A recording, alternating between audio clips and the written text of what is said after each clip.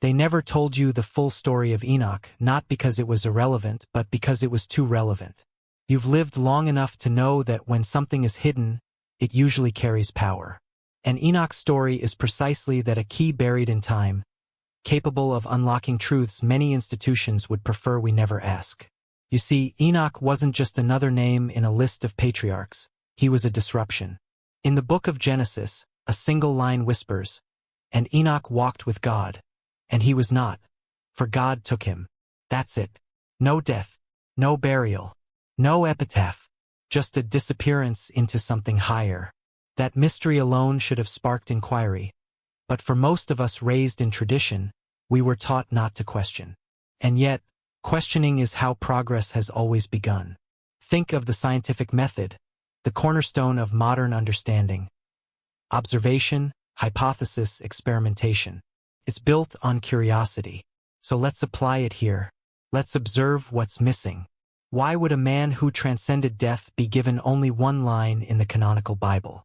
And why, when other books described his journey through the heavens, his transformation into something greater, were they removed? The Book of Enoch was once widely read by early Christians and Jews, even referenced in the Book of Jude. So why was it cast out? The answer isn't theological. It's psychological. Because his story doesn't make you obedient. It makes you powerful. And systems built on control cannot survive a population that remembers its own divinity. Enoch lived 365 years. That's not a coincidence. It mirrors the solar calendar, a subtle suggestion that his life was aligned with celestial order. This kind of pattern shows up across ancient texts and modern science alike. In neuroscience, we now understand the human brain operates on circadian rhythms, deeply tied to solar and lunar cycles. This isn't mysticism. It's measurable. The suprachiasmatic nucleus in your brain literally regulates your entire biological system based on sunlight. So when we say Enoch was aligned with higher frequencies or celestial laws, we're not speaking in riddles. We're describing a reality that modern biology is only beginning to confirm. When the body aligns with the natural order, transformation becomes possible. Imagine this: a man whose thoughts, actions, and inner vibrations were so harmonized with a higher pattern that he no longer fit within the laws of decay. In quantum physics, the observer effect shows that the very act of observing can alter the outcome of an event. Consciousness, in other words, has agency. Enoch didn't just talk to God. He walked with him. That's relational, not religious. It implies direct experience, something beyond ritual and closer to resonance. Studies in epigenetics now show that your environment, your thoughts, your emotions can literally alter your gene expression. This isn't fringe science. It's published in peer-reviewed journals. If our cells respond to internal states, what happens when those states are elevated through purpose, meditation, or sacred practice? What happens when a man like Enoch lives every day as a frequency of devotion and alignment? He didn't ascend through status or bloodline. He ascended through tuning. And tuning is something you already do. Every time you listen to music and feel your mood shift, every time you sit quietly and your heart rate settles, you are tuning. Now imagine tuning not just your body, but your whole being toward compassion, clarity, courage. Imagine what that could do over a lifetime. Enoch's story isn't mythology. It's a case study in human potential. And perhaps the greatest tragedy is that it was treated like folklore instead of framework. His life offered a roadmap, not for worship but for practice. At your age, you've seen systems rise and fall. You've seen how institutions promise certainty while often suppressing exploration. But you also know the most meaningful truths are not taught, they are remembered. And Enoch's life is a reminder that aging does not mean decline, can mean ascension. Neuroplasticity studies confirm that the brain can form new neural connections well into our 90s. The capacity to grow, to evolve, to awaken, doesn't vanish with time, it sharpens with perspective. So the question is not whether you can walk the path Enoch walked. The question is whether you will choose to remember the path was always there. You don't need to rewrite your entire life.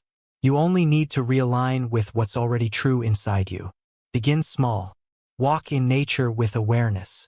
Meditate for 10 minutes a day. Speak gratitude out loud. These aren't just feel-good exercises.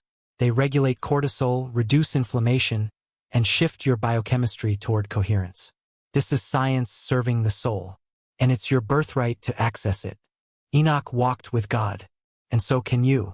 Not by waiting for permission, but by living in alignment. Not by fearing death, but by transcending its hold. The door to transformation is not locked. It's just been forgotten. And truly remembering, may be the most revolutionary thing you ever do. If the first mystery was Enoch's disappearance, then the second is even more provocative. Where did he go, and what did he see? Ancient texts beyond the Bible describe Enoch not as someone who died, but as someone who was taken through layers of reality. Not metaphorically, but spatially, energetically, consciously. The Book of Enoch tells us he journeyed through multiple levels of heaven, each more intricate than the last.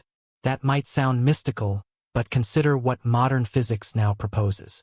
The theory of extra dimensions is not science fiction, it's foundational in string theory, one of our best models to explain the forces of the universe. According to this theory, there could be as many as 10 or 11 dimensions curled into the fabric of existence, unseen by our five senses, yet absolutely present. Now ask yourself, what if Enoch was not hallucinating or dreaming, but navigating these higher dimensions consciously thousands of years before we had language for it? It's easy to dismiss these ancient accounts as poetic, but when you read his descriptions of crystalline realms, towers of light, and beings that transcend human language, they mirror what many near-death experiencers report today. In medical literature, patients revived after clinical death often speak of realms filled with radiant intelligence, harmonious geometry, and overwhelming clarity. These are not random hallucinations. The Lancet, one of the world's leading medical journals, published a 2001 study in which 18% of patients who survived cardiac arrest reported vivid, coherent experiences of another realm, despite no measurable brain activity. If consciousness can persist beyond the physical body, what Enoch experienced becomes not unbelievable, but perhaps ahead of his time.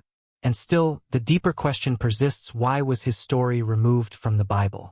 Why did religious authorities, centuries ago, choose to exclude a text that so many early Christians and Jews revered? The answer isn't just theological, it's institutional. Because Enoch doesn't need a priest. He doesn't follow a temple hierarchy. He didn't attain divinity through ceremony or ritual, but through alignment and awareness. He received knowledge not secondhand, but directly from the source. And that kind of direct access is dangerous to any system built on control. In neuroscience, we now understand that the brain is wired for pattern recognition and symbolic meaning. The moment someone begins to experience personal mystical insight through meditation, prayer, or deep reflection, their brain actually shifts from beta wave logic into theta and gamma wave patterns associated with insight, interconnectedness, and even healing.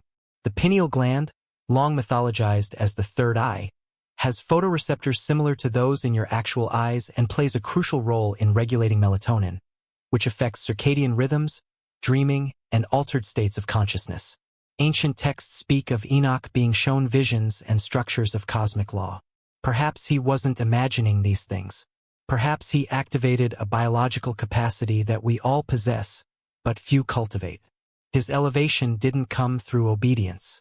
It came through preparation, through tuning his inner state to the laws that govern the outer universe. That idea is not esoteric, it's measurable.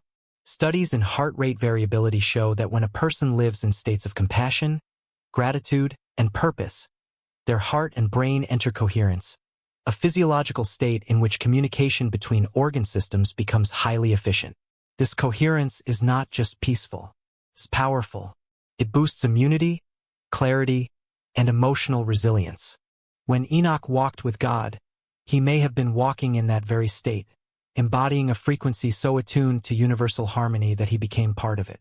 But perhaps the most radical element of his story is that it suggests a human being without bloodline, without title, can access the structure of reality and evolve beyond the constraints of this world. That's not a myth. That's a model. One that invites us to ask, how are we preparing ourselves? Are we aligning with truth or conforming to fear? Are we waking up each day just to repeat a program, or are we creating conditions for insight and elevation? You don't need to move to a monastery to begin this journey. You simply need to pause, to breathe, to listen to that quiet space within you that has always known there is more. Begin with 5 minutes each morning of intentional stillness. Turn off the noise. Place your hand over your heart and ask what it longs for. That small act begins to shift the inner compass from external reaction to internal remembrance.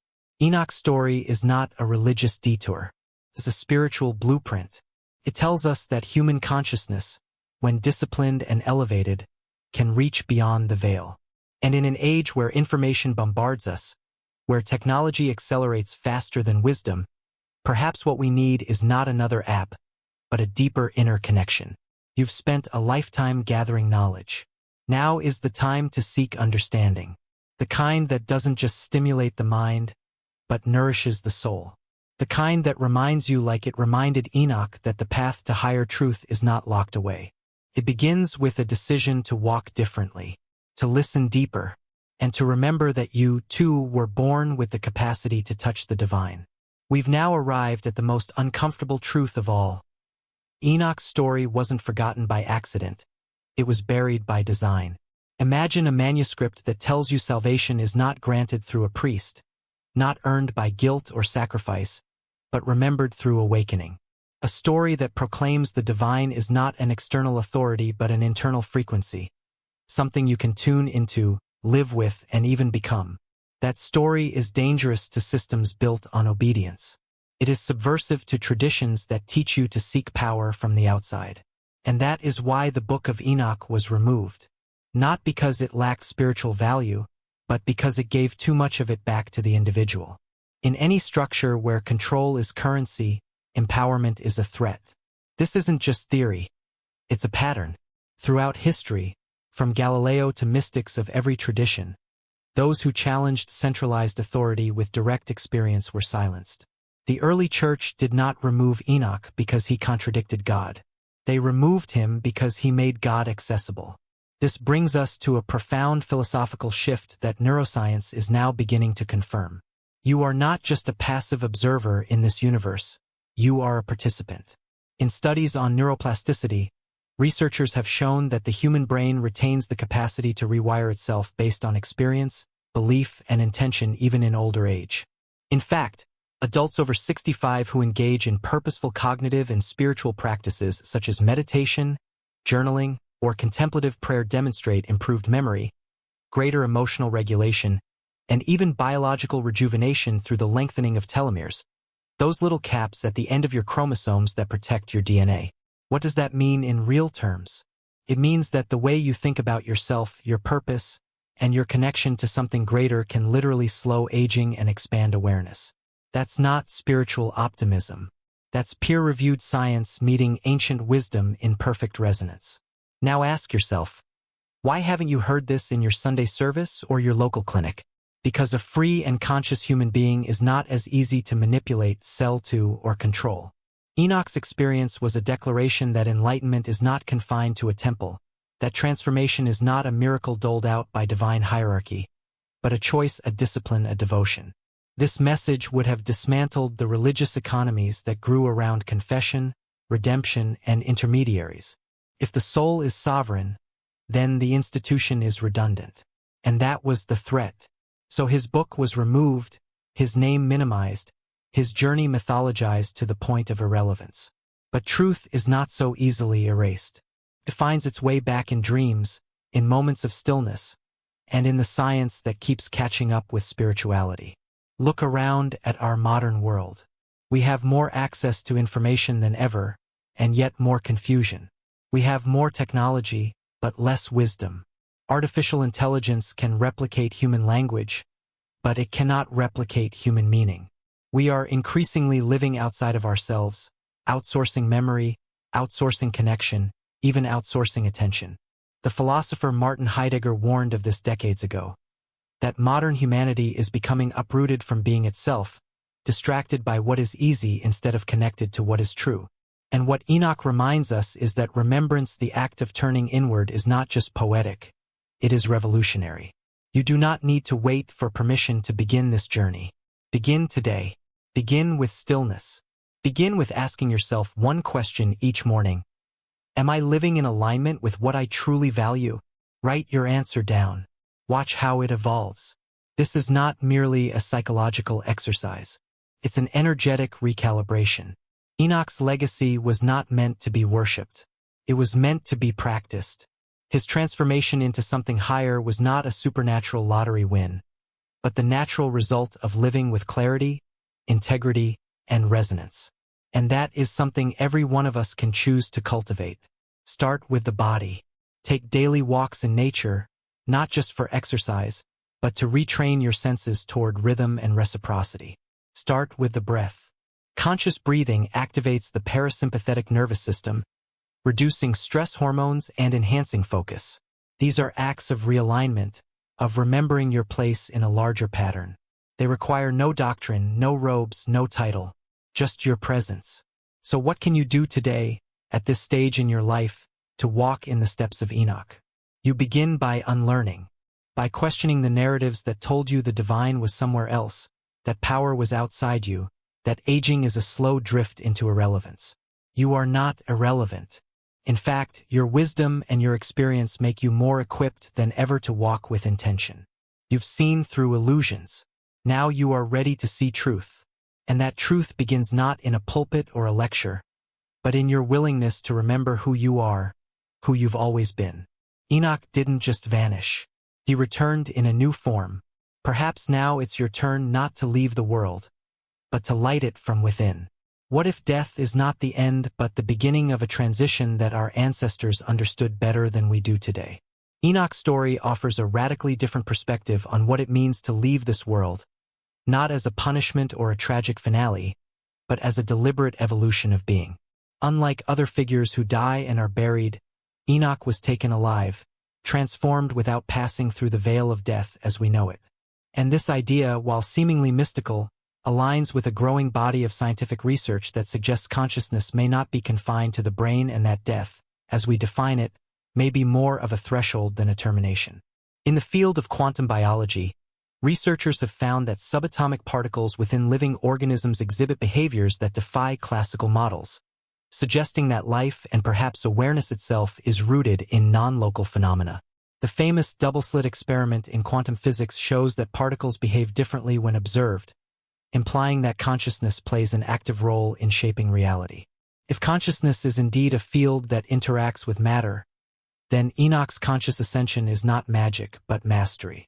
Throughout the ancient world, from Tibet's rainbow body traditions to Egyptian teachings about the Ka and Ba, we find stories of individuals transforming light through spiritual discipline.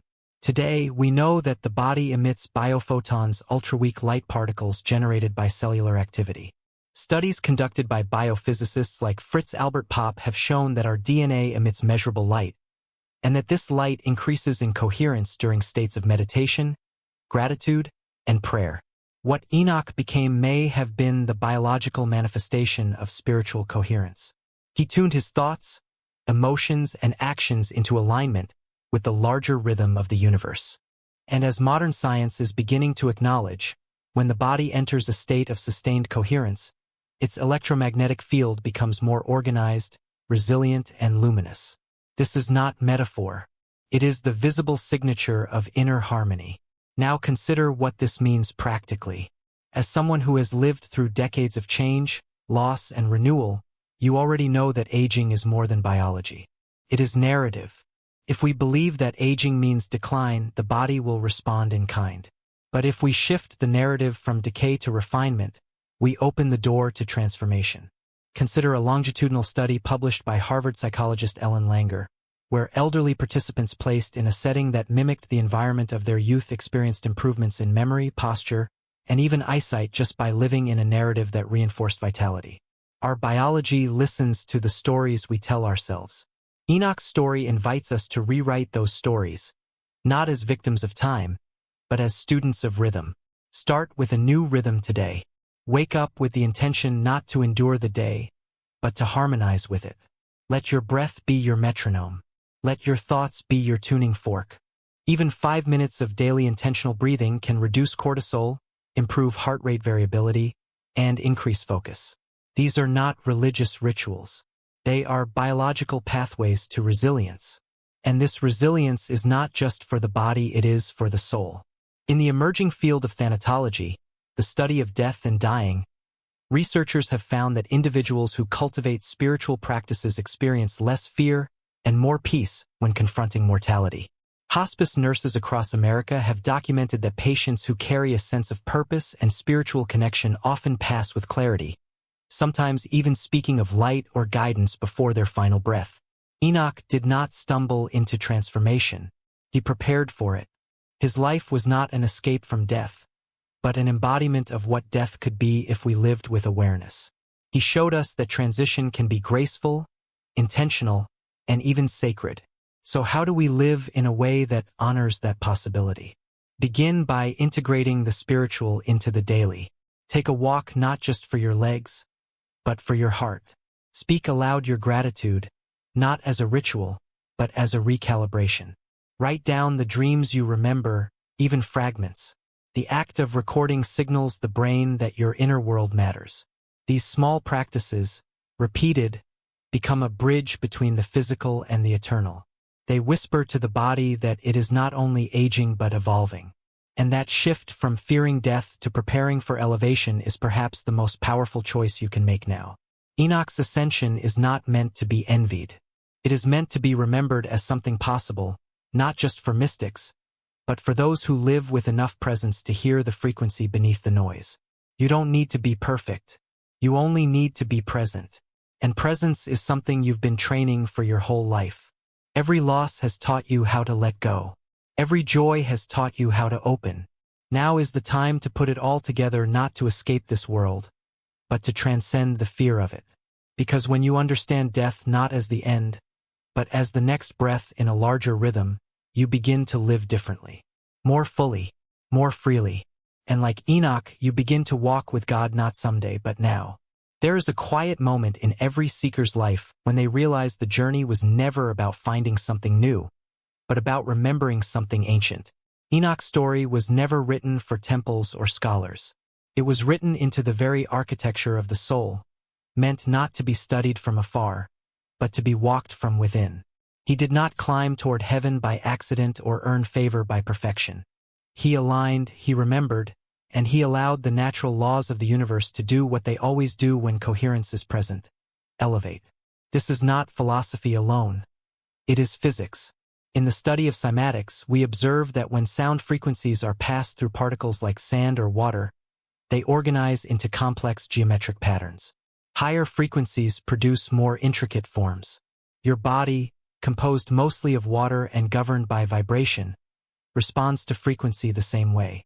When your thoughts are disordered, your biology is chaotic. But when your inner world is tuned toward clarity, coherence follows in the heart, in the breath, in the field around you. Enoch's transformation was not mystical because it was impossible. It was mystical because it revealed what is possible. We are entering an age where science and spirituality are beginning to speak the same language. Studies in psychoneuroimmunology now confirm what sages have long taught, that your mental and emotional states directly influence immune function, cellular repair, and overall vitality. Positive expectation and inner peace are not sentimental luxuries. They are physiological strengths. The human heart, for example, generates the largest electromagnetic field in the body, measurable up to several feet outside of you. When you experience gratitude or compassion, this field becomes more synchronized, influencing not only your own systems but also subtly affecting those around you. In other words, your alignment radiates. And if you've lived long enough to watch a newborn calm in your arms, or a grieving friend soften at your quiet presence, you've already seen this power in action. Enoch's presence shifted realms because he had cultivated resonance from within. And so can you. You may be asking now, at this stage of life, what does all of this mean for me? It means everything, because the greatest impact you will have in this world may not come from doing more, but from being more. From embodying that frequency of peace, awareness, and alignment that others have forgotten is possible. The world does not need more noise. It needs remembrance. And those who have walked through time, who have endured loss and tasted joy and come out wiser, are uniquely positioned to be the ones who remember. You are not too late. In fact, you are right on time. The nervous system retains its capacity to rewire itself through neuroplasticity well into the 90s. The mitochondria in your cells respond to your emotional state. The breath you take with intention is medicine. And the thoughts you choose to anchor in love instead of fear change not only your chemistry but your character. Start today. Sit in silence for a few moments each morning before the world floods in. Place your feet on the ground and thank the earth for holding you. Breathe slowly and ask one question. Not to your mind but to your being. What would alignment feel like today? Let the answer come not as a voice but as a feeling. Then carry that feeling into the smallest actions, how you pour your coffee, how you speak to a stranger, how you speak to yourself. These acts are not small. They are sacred. They are the way you walk with the divine in everyday life. You don't need permission. You need presence. Enoch's final transformation into what ancient mystics called Metatron was not a reward. It was a reflection. He had become what he remembered. He embodied divine architecture because he had removed everything in himself that wasn't aligned with it. And in that space, the human and the divine were no longer separate. Modern science may call it vibrational entrainment or coherent field dynamics. Ancient traditions may call it spiritual ascension. But both are pointing to the same truth. We become what we align with. Not just in theory, but in biology, in behavior, in being. So ask yourself not what you believe, but what you embody. Not where you're going, but what you are tuning into right now. Because the path forward is not external. It is not paved with doctrine or dogma. It is carved one conscious breath at a time. And you, just like Enoch, are capable of walking it. Not later, not someday, but now. With every step, with every thought, with every moment you choose to remember, you are not becoming something new. You are becoming someone ancient, someone radiant, someone aligned. And that, perhaps, is what it means to truly live before you leave.